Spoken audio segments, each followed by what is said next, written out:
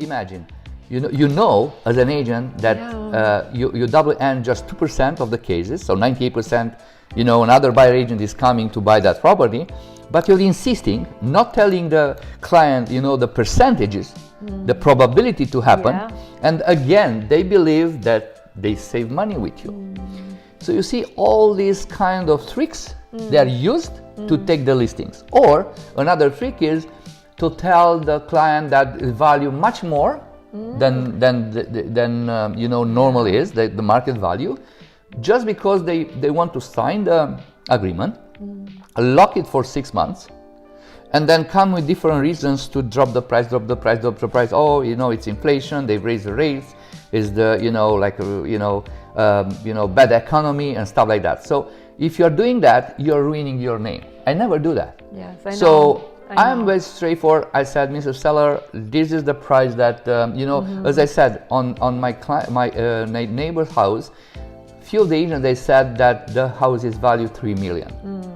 And I told them, I said, it's impossible because I live next door and know everything. Absolutely. And I said, maybe it's between 2.1 and 2.5. And they agree with me. And they said, even though if you're not living the next door, you still even know that. the market. You're not Exactly, guessing. You're not exactly. guessing, and based on your experience, because I think we talk more than we record, to be honest. So I have so much information now, and from your experience, what you predict happened. So it's not guessing. It's information. So I told them, strategy, it's experience. It's pretty much everything all together. It's like a recipe. So so they choose to work with me because I was honest. I said 2.1 to put 2.5 in this. Honest. Brutal honest. This is what you said. Yeah, but you have to be reasonable. Like if you believe a story that everything was selling in your house for around, let's say 1 point something, 1.8, 1.9. And one agent says it's 3 million, then it's a big red flag. It is. So I built my name in 18 years. I don't want to ruin my name, promising more and selling for less. I prefer to be more conservative in a listing side, and a listing price, and to sell it for more. Yes. This is what I do. That's great, actually. This is a professional would do. Actually, not somebody would sell promises and what the client wants to hear, because this is what if I'm selling a house, this is what I want to hear. And your property value this much and this much.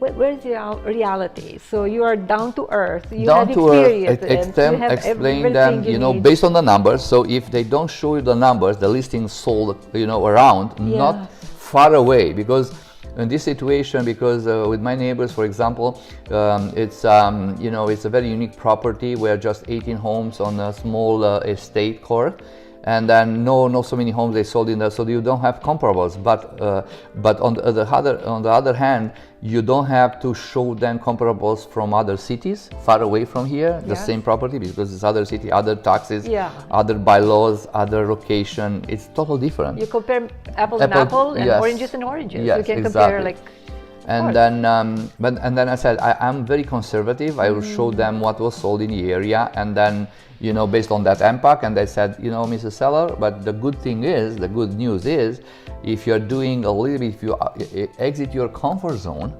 then we can take more. And they say, what is the comfort zone? Yes. And I said, okay. So in order to sell for the best, the property has to be vacant.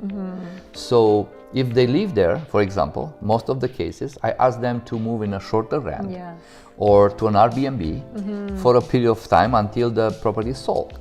If let's say if it's an investment property and they have tenants inside, then all the time I said to them, just deal with the tenants, give them an incentive, ask them to leave the premises before the listing.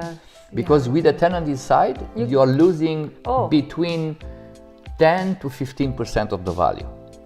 Why? You are saying why, Because you cannot stage the property because they are living there. They are not keeping a cleanliness like the owner usually do, because they are not their properties.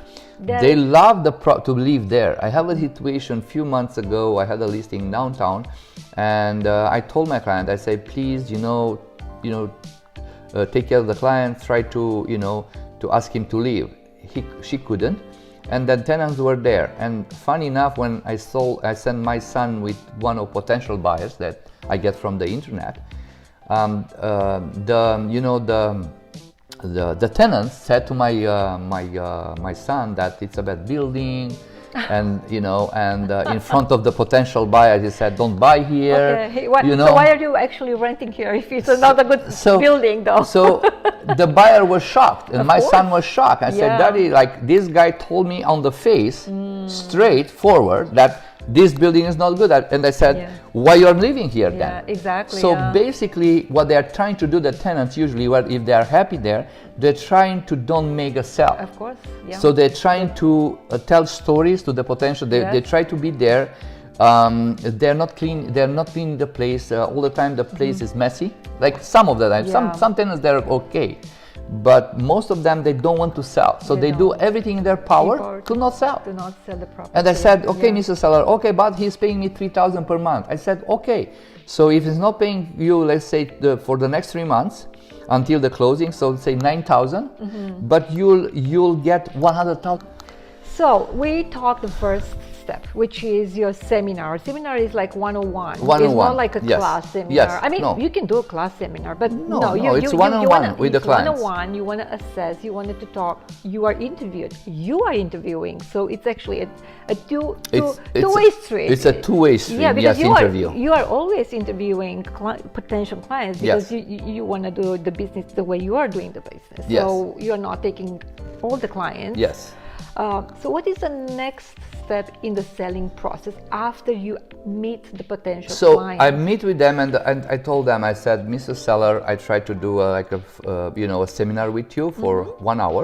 If you have any questions, don't hesitate." So I said, during this hour, before I am telling you the price and the commission for this property, okay, you have to decide. So this is the good way to do it, to decide before the agent is telling you the price and the commission. Yes. Why? Because as I said, I showed them whatever I did in my career. I sold them what kind of amazing services we do, and then my ranking is really top 100 worldwide. So I know my job. For this is on that level. And I have a system in place and the proof that I did it for others. Yes. I said, "Mr. Seller, if you want to have success, you have to hire me." Why? Because I do this, and that. I'm explaining you in a moment what I do. Yeah.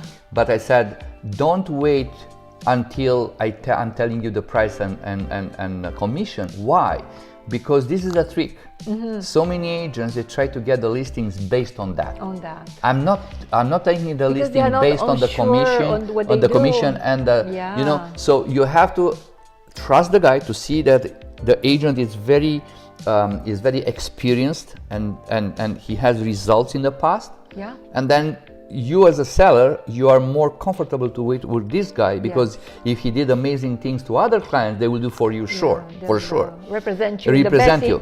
But believe me, for 60,000 agents, everybody wants to make some money. Of course. So everyone wants to cut their commission to nothing. That's the difference. And basically, what they do is they sell for a much lesser price. So let's say an unexperienced agent, like I used to be like 20 years ago when I started this business. But you learn from your process. Learned. That's the difference. On that point, I took, I remember, like 4%, so total commission. So 2.5% to give to the cooperating broker, 1.5% I kept it for me. But on that point, I didn't have too much money. I didn't have experience to do the staging, to do the moving, to do the decluttering, to do the, everything professional. The video, the 3D, and etc. The real estate industry is constantly evolving, so it's important to work with an agent you can trust. In Markham, Marius Mitrofan offers unparalleled service to his clients. With a full marketing package, top-tier negotiating skills, and client care available around the clock, he does it all. Not only does Marius provide 18 years of expertise, but also a team of stagers, marketers, and contractors available to assist with any and all aspects of real estate. Contact Marius Mitrofan today.